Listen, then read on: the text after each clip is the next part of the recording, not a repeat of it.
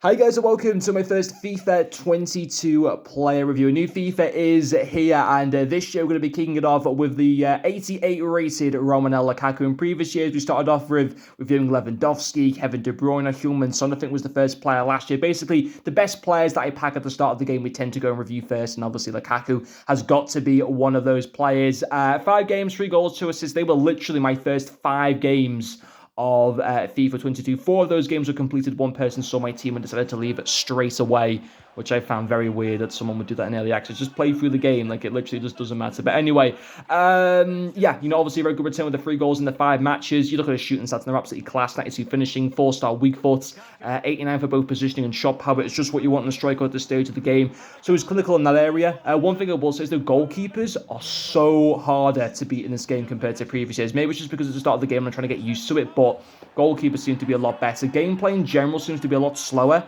but I'm guessing it kind of might speed up a little bit more the more that I get used to the game. But Lukaku, though, to come away with a 5-goal contribution in the 5 matches clearly shows to me that he's going to be a very good player this year.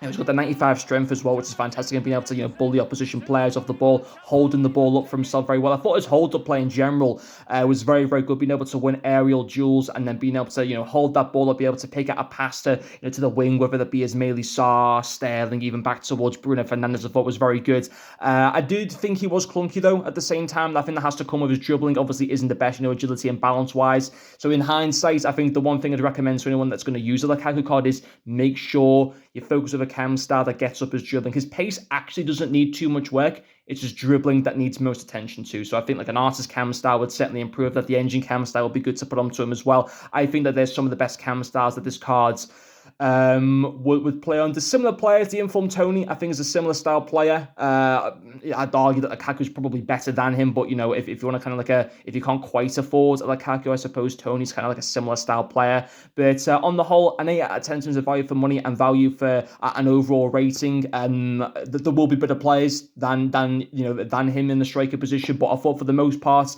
for a card that's just under 100,000 coins, I think 8 out of 10. Maybe even 9 out of 10 potentially for the value for coins, but an 8 out of 10 overall rating I think certainly justifies it. I need to kind of make sure that I'm a lot more critical on my overall ratings and I don't just give players 10 out of 10s all the time. So that's something that I'm trying to work on this year. So, but on the whole, 5 goal contributions in the first 5 matches that I used with him. Very good return, couldn't fault that. And I also think he represents very good value for money as well. But anyway, guys, that will finish off this video. Thank you very much for watching, and I'll see you guys later.